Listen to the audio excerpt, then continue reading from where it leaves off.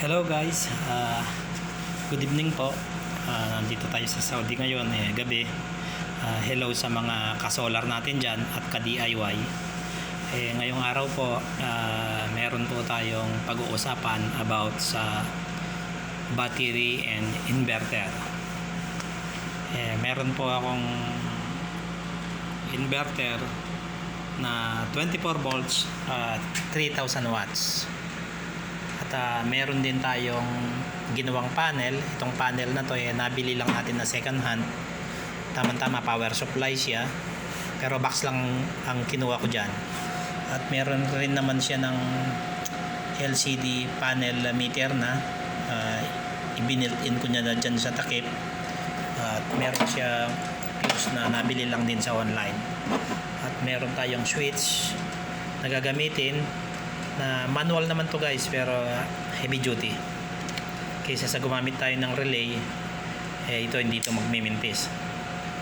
Sa taas ng amperahe nito, hindi tayo magkakaroon ng power losses dun sa output. Okay guys, and ang pag-uusapan natin guys, ang topic natin ngayon itong mga batteries na ginawa natin. Yung mga batteries na yan, kung nakikita nyo, may siyam na BMS. Ibig sabihin yan, siyam ang battery na naka-install sa bawat isang pack. Isang pack, tatlong battery. Yan, kitang-kita naman. At meron tayong built-in power supply na electronic. Yan ang gagawin nating charger. Na meron siyang voltaheng 25.5 volts. Doon. Yan ang kailangan ng BMS naman kasi na nasa 25, dahil ang full charge nito nasa 25.2. Yung battery ko nga pala, yung design ko bali 6 cell, 24 volts po siya. Tapos mga pula yung gagamitin kong dyan, mga battery, kasi mga 4 amperes yan, matataas ang amperes. So bali po ang mga bateryang yan bali mahabot siya ng 216 amperes na 24 volts po. Yan, ganyan po kataas yan. Pag nagsama-sama sila, mataas ang amperahe. At kaya niyang i-maintain yung voltaheng kailangan natin. Tsaka matagal silang ma-discharge. Yun nga lang, medyo matagal din ang charging system mo dyan, charging natin dyan. Ngayon guys, meron tayong pag-uusapan dyan about sa mga connection ng battery. I-discuss ko lang yung aking nalalaman na ito'y pinag-aralan din natin kung paano install yung mga batteries na yan. Malimit lang naman kasi, ipaparallel mo lang lahat naman yan, okay na. Pero hindi po ganon. May kanya-kanya po siyang BMS. Ibig sabihin, magkakanya-kanya sila ng tanggap ng receive ng voltahe mula sa power supply. So ang gagawin po natin ngayon, kahit may kanya-kanyang output po yung mga battery, kung ipaparallel mo naman, at for example, ma-dead cell naman po itong gitna, tatangayin niya po lahat yan pagka na-discharge ang gitna. 100% po yun kasi nakaparallel ang mga output nyo. Kahit sino pang tanungin nyo na mga nakakaintindi sa mga battery connection, once na ang battery 24 volts to 24 volts at pinagparallel mo po, 24 volts pa rin. Pero kung ang isang battery ay bibigay, tatangayin niya po yung isang battery, idadamay niya. So ngayon po, ang sa atin, i-design natin po siya kahit masira ang isang cell dyan o dalawa pa, hindi po sila magdadamay ng discharge sa ibang cell ng battery, dahil lalagyan po natin siya ng output transistor na gagamitin natin, na galing naman po siya dito. Binili po natin to dahil sa ngayon wala tayong mabiling parts dahil lockdown. So minabuti kong binili ko muna to at kinuhanan ko lang po siya ng pyesa. Bali ito po ay pang start ng sasakyan. Jump start po siya. Kaya niya pong mag-start ng sasakyan. Maandar po yan. Yan. Jump start po yan na kahit discharge na discharge yung sasakyan, wala po siyang total current galing sa battery, kaya niya pong start ng sasakyan kahit tanggalin po yung sasakyan. Meron po siyang connector dito. Baka pamilyar po kayo dyan. Yan. Bali, ito po yung gamit niyan. Yan. Yan ang ilinalagay sa sasakyan at ikinoconnect dito sa bahagi na to. Iko-connect mo lang yan dyan yan. Yan. Dito. At the same time po, power bank yan. May USB at meron siyang flashlight. Ngayon po, ang ano natin dito, kailangan lang natin dito, ito ay magiging power bank na lang. Ang baterya po nito bali LiPo battery po siya, nasa mga 300 amperes daw, pero dahil local lang to baka hindi naman ganun kataas. Pero mayroon na akong nagamit nito na mga energizer. Yun po, talagang consistent ang mga nakasulat doon. Pero dito ito 1200 mAh lang pala to. Ayan, nakalagay naman pala dyan. Yung palang isang nabili kong energizer, nasa 300 amperes. Talagang kaya niya mag-start ng sasakyan. Okay po. Ngayon, meron po tayong pag-uusapan about sa mga connection ng battery. Dahil malimit po, nakagawa na rin kasi ako ng solar at meron akong 4 na battery na lithium, mga gel type na battery po na 155 amperes na gel type po siya. Ngayon, nung nagluko yung isa, 4 yun dahil nakaparallel, ang nangyari, nagluko yung isang battery at tinangay niya rin yung mga kasama niyang battery. Hinahatak niya, discharge pababa. So, ngayon po, meron akong solusyon doon. Ayan, dinrap ko po yung diagram. Yan po. 24 volts po sila, 24 amperes per battery po yan. Bali, siyam po sila. Yan, 216 amperes po siya ang total ampere output niya. Yan, 24 volts ang output po. Yan. Kung makikita nyo, meron tayong mga arrow na parang diode. Yan po, ang mga flow output niya. Pagdating dito, nagkita-kita lang po sila sa B+. Ayan. May kanya-kanya po. Yan po ang co-control sa battery natin. Ang ibig sabihin po nito, kung po ito magso-short ang mga cell nito, masisira. Ibig sabihin po, hindi na siya magpo-produce ng battery, or kung mahina, wala na rin siya kanyang magsusupply pabalik dahil meron po siyang araw na hindi po siya talaga makakabalik ang current. Puro output lang po talaga. Kung titignan nyo po, diode ang linagay kong sign dyan, pero ganun po talaga yung niya, yung sign niya na palabas. May polarity po talaga siya. Bali, gaya po ng sinabi ko na meron tayong kukuning pyesa doon sa jump start. Ito po yon. Yan. Kukunin po natin yung materialis na to. Yan.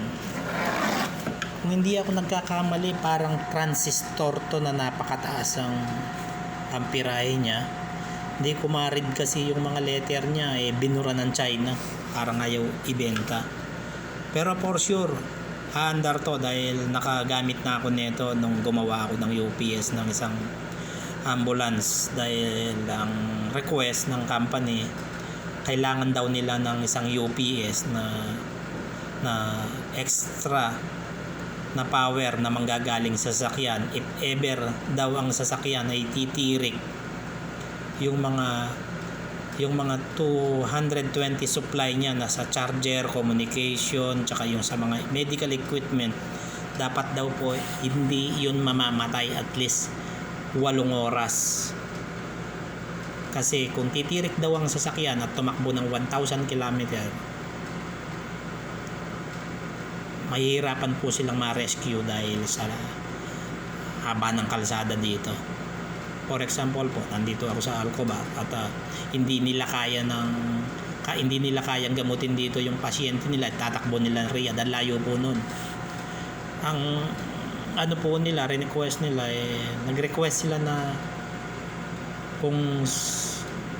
kung titirik ang ambulance, kailangan meron po siyang standby power na talaga magagamit nilang at least 8 hours para ma-rescue sila ng isang ambulansya nila. Doon ko po nagamit tong ano na to na nagamit po ito doon at hanggang ngayon tumatakbo, siguro nasa 3 years na. Bali may ibang baterya po siya pero ito po yung nagdala. Bali linagyan ko po siya nito ng dalawa. Okay po, bali yan po ang ilalagay natin sa bawat battery. Kukuha tayo, ilalagay po natin yan isa-isa. Sila po yun ang aandar dito palabas. Yan po. Ang purpose po ng mga parts na yon, magkakaroon ka ng output pero wala ka nang babalik, puro palabas lang talaga siya. If ever na ma-discharge po itong isang cell na to, for example ito po yung madi-discharge at magkakaroon ng short circuit, hindi naman din po siya talaga makakaporma dahil meron po siyang one way polarity po yan, pabalik. Kaya kung titignan nyo po, may B plus at B minus tayo dito, B plus B minus. Kung pong i-charge po natin dito yan manggagaling, dahil meron po tayong nakalagay nito, hindi po tatanggap ng supply ang mga battery. I-reject po ng mga linagay natin na to. I-reject po. Hindi po ito diode kasi po ito kung tetestingin natin, shorted po siya. Ayan, may tester po tayo. Lalagay po natin sa ohms. Yan. Ang diode po kasi meron pong drop yun. Tsaka mag-iinit po yun kung malaki yung load ng mga ganito. Lalo na yung ilo-load natin sa 3,000 watts at tapos at least gagamitin mo yung 1,500 watts. Malaki po yun. Hindi po kakayanin ng diode. Tsaka ang diode po mahal pagka lumalaki yung mga metal na diode po na tornilyo. Testingin po natin.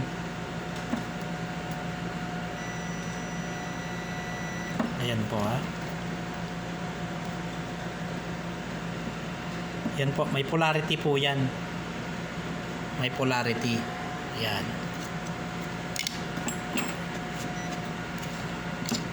Baligtarin natin.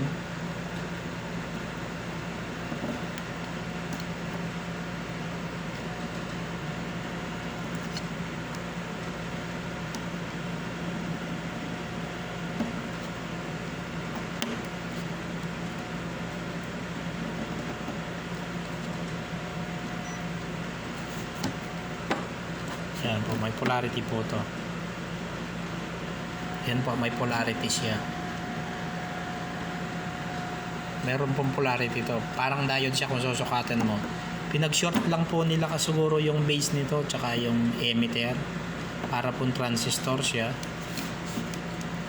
Yan po.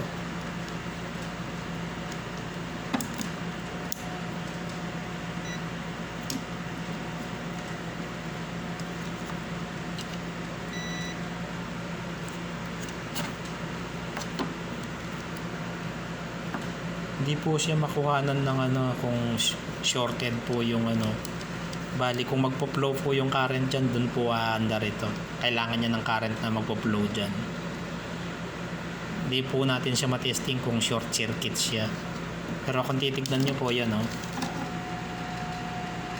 naka-series lang naman po yung pyesa na yan. Naka-parallel po sila dahil pinataas nila yung amperahe. Yan. Ganyan po yung natin ngayon. Ilalagay natin. Bali, poproteksyonan natin po itong mga battery. linagyan po natin sila ng protection.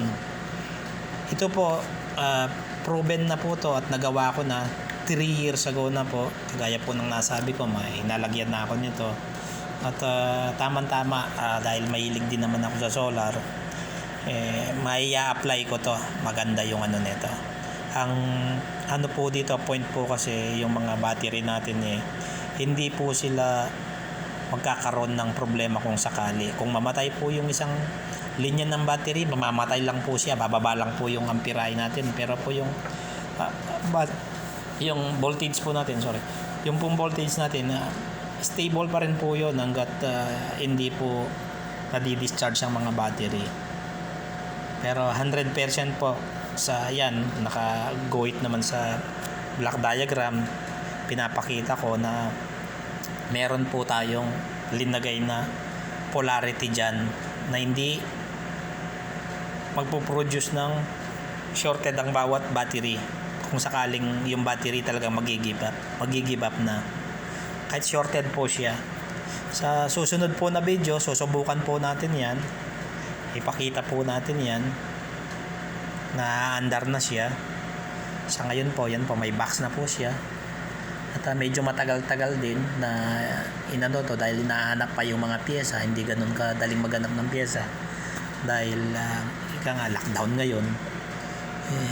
Kaya kahit may time ka, hindi mo rin basta-basta magawa dahil sa pyesa pahirapan na maghanap. Wala rin naman online na para makapag-deliver sila. Kaya yan po, bali po yung project na to gagawin po natin siya ng power wall na meron siyang inverter. Box po yan na lalagay po natin dyan yung mga battery. Yan po magagamit natin ng pangmatagalan yan basta hindi bibigay yung mga battery. I-design din natin po siya ng automatic, basta nag-run out automatic open na rin siya. Tapos meron din po siya ng cut off. Pagka na-discharge ang battery, automatic magka-cut off po yan. At kung meron po silang may saksak na mataas na load, automatic mag-off po yung inverter. May mga connection na po yan. Ayan. Sa mga ka-solar, ka-DIY ko, subscribe lang po kayo kung gusto nyo mapanood ang part 2 nito. Meron pa po yan doon pagka magpa-function na po at i-complete assembly na natin po. I-assemble na natin yan. Malapit na. Sa ngayon po yan pa lang po yan. Subscribe lang po kayo para masubaybayan nyo hanggang sa umandar po ito. Yan po, sana dagdag sa inyong kaalaman na kahit paano makakapag-share po ako ng kaalaman sa inyo, lalo na po sa battery. Mahalaga po ito yung mga linagay po natin na mga